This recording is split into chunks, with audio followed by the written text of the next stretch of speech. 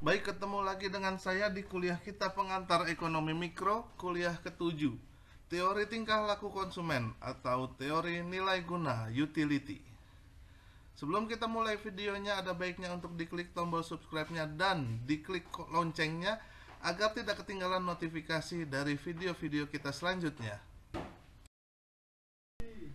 Teori perilaku konsumen. Teori perilaku konsumen adalah analisis yang menerangkan.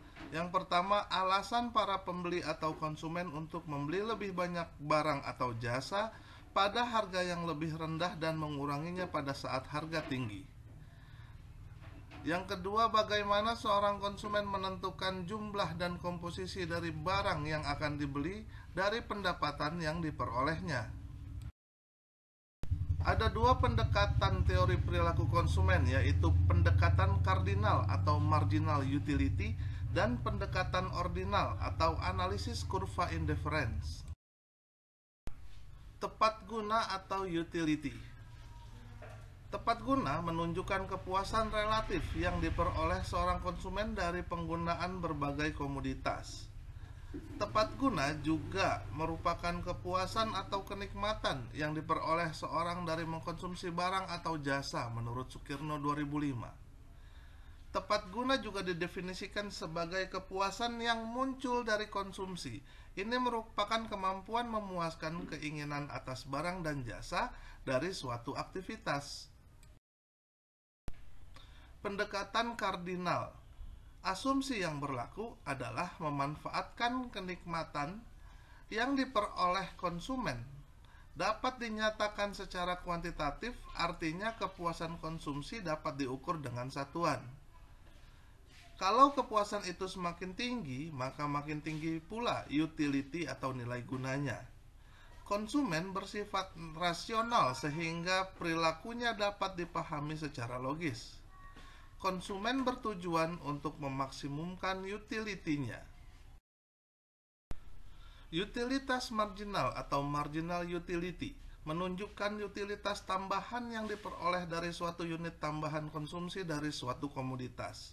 Berarti penambahan atau pengurangan kepuasan sebagai akibat dan penambahan atau pengurangan penggunaan satu unit barang tertentu menurut Sukirno 2005. Total utility merupakan jumlah seluruh kepuasan yang diperoleh dari mengkonsumsi sejumlah barang tertentu.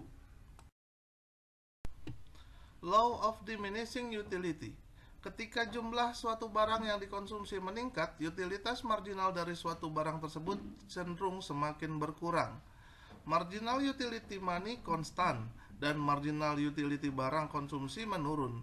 Hal ini menganut hukum Gosen 1 atau Law of Diminishing Utility, yaitu semakin banyak satuan barang yang dikonsumsi maka semakin kecil tambahan atau marginal kepuasan yang diperoleh konsumen, atau bahkan nol atau negatif. Total utility. Berikut ini adalah gambar kurva nilai guna total bermula dari titik 0 yang menunjukkan tidak ada konsumsi barang X. Selanjutnya akan naik seiring dengan bertambahnya jumlah konsumsi dan pada akhirnya akan turun apabila konsumsi melebihi 8. Berikut adalah kurva nilai guna marginal. Kurva nilai guna marginal turun dari kiri atas ke kanan bawah yang mencerminkan hukum nilai guna yang semakin menurun. Kurva nilai guna marginal memotong sumbu datar sesudah jumlah 8 yang menunjukkan nilai guna adalah negatif.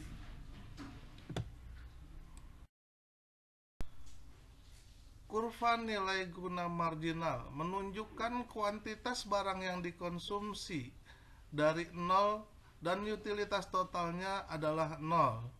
Selanjutnya, kuantitas barang konsumsi 1 dan utilitas totalnya ditunjukkan di angka 10 sesuai dengan tanda panah di samping.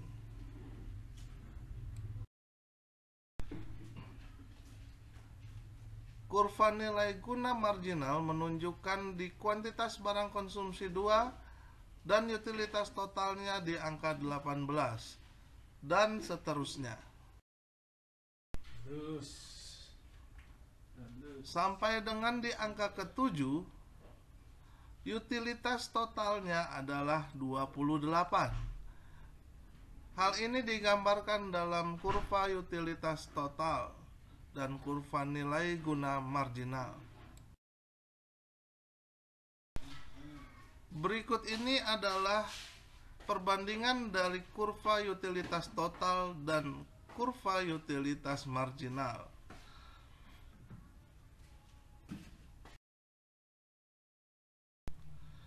Kurva nilai guna marginal ini adalah perbandingan dari kurva utilitas total dan kurva utilitas marginal. Di angka 10, utilitas marginal adalah selisih dari utilitas total, dan angka 8 merupakan selisih utilitas total dari 8 ke 18. Selisih tersebut berlanjut sampai di kuantitas barang yang dikonsumsi 7,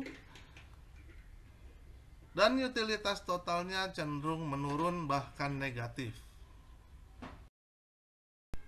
Syarat pemaksimuman utilitas. Setiap rupiah yang dikeluarkan untuk membeli unit tambahan dari berbagai jenis barang akan memberikan utilitas marginal yang sama besarnya. Berikut ini adalah gambar dari tabel perbandingan antara produk A dan produk B dengan utilitas marginal yang berbeda.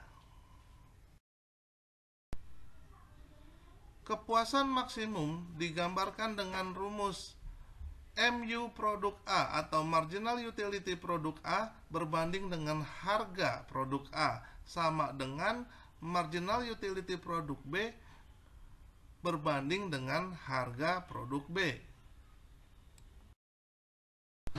Berikut ini adalah tabel yang menggambarkan produk A dan produk B dengan harga yang sama dengan marginal utility yang berbeda. Utilitas maksimum dan kurva permintaan. Yang pertama adalah efek substitusi. Ketika harga yang lebih tinggi menyebabkan substitusi barang-barang lain untuk memenuhi kepuasan.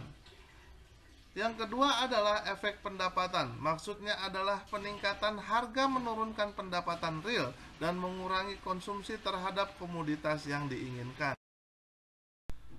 Surplus konsumen.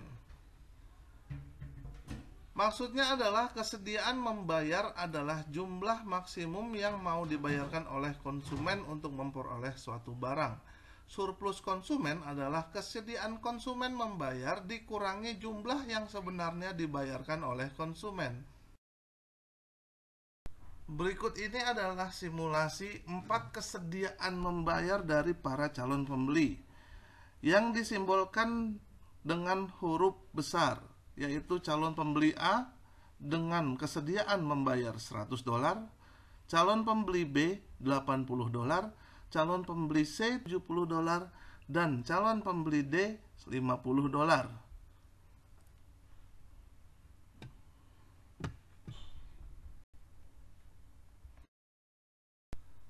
Mengukur surplus konsumen dengan kurva permintaan. Dilambangkan dengan kesediaan membayar A sebesar $100 sebagaimana ada di slide sebelumnya, dan kesediaan membayar pembeli B sebesar $80, pembeli C sebesar $70, dan pembeli D sebesar $50.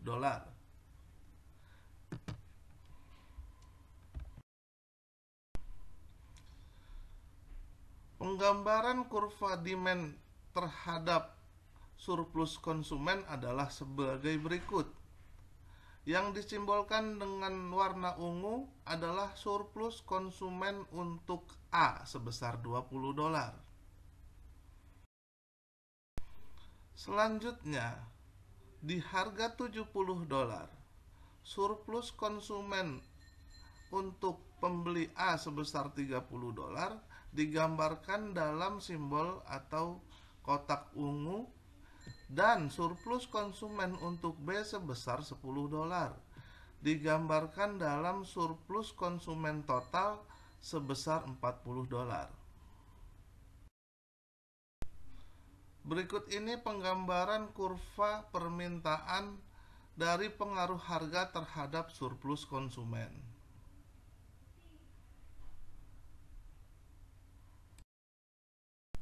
Pendekatan ordinal atau analisis kurva indifference mendasarkan pada asumsi bahwa kepuasan tidak bisa dikuantitatifkan dan antara satu konsumen dengan konsumen yang lain akan mempunyai tingkat kepuasan yang berbeda dalam mengkonsumsi barang dalam jumlah dan jenis yang sama. Oleh karena itu, kemudian muncul pendekatan ordinal yang menunjukkan tingkat kepuasan konsumsi barang dalam model kurva kepuasan yang sama atau indifferent curve. Pendekatan ordinal, asumsi dasarnya adalah konsumsi atau konsumen rasional memaksimalkan utility dengan pendapatan pada harga pasar tertentu, dan konsumen dianggap mempunyai pengetahuan sempurna mengenai informasi pasar. Utility bersifat ordinal artinya konsumen cukup memberikan ranking atau peringkat kombinasi mana saja yang ia sukai. Konsumen lebih menyukai yang lebih banyak dibandingkan lebih sedikit. Artinya semakin banyak barang yang dikonsumsi menunjukkan semakin tinggi tingkat kepuasan yang dimilikinya. Selanjutnya, menganut hukum diminishing marginal rate of substitution. Artinya bila konsumen menaikkan konsumsi barang yang satu akan menyebabkan penurunan konsumsi yang lain. Utility atau total utility yang diperoleh konsumen tergantung dari jumlah barang yang dikonsumsikan, dan selalu bersifat konsistensi dan transitivity of choice. Artinya bila A lebih besar dari B, B lebih besar dari C, maka barang A lebih disukai dari barang B dan barang B lebih disukai dari barang C.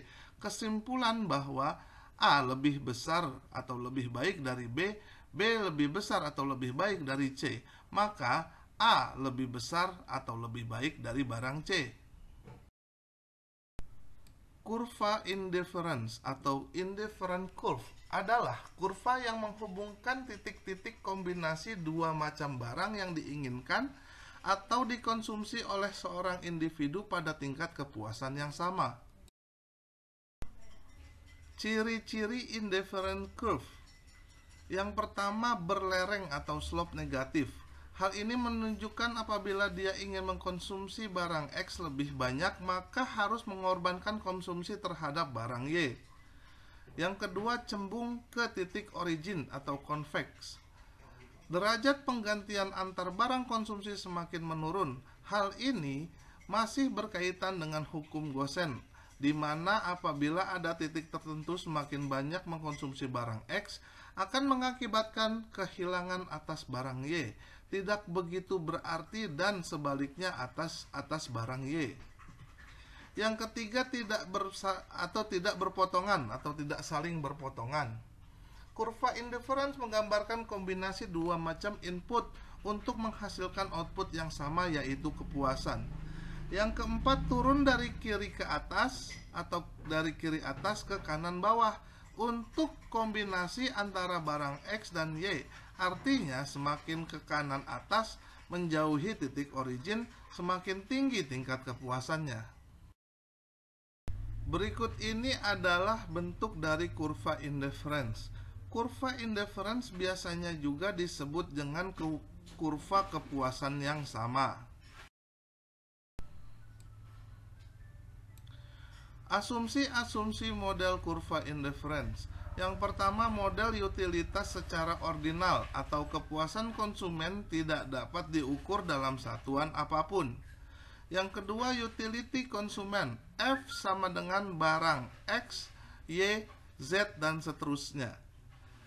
Yang ketiga, keseimbangan kepuasan konsumen dilambangkan dengan rumus berikut. MRS sama dengan delta Y per delta X sama dengan min marginal utility X dan marginal utility Y. Yang keempat, ada maksimasi atau maksimasi kepuasan konsumen dibatasi garis anggaran atau budget line. The motivation. Motivasi hari ini adalah bukan karena semua baik kita tersenyum, tetapi karena kita tersenyum maka semuanya akan menjadi baik. Quotes by W.S. Rendra.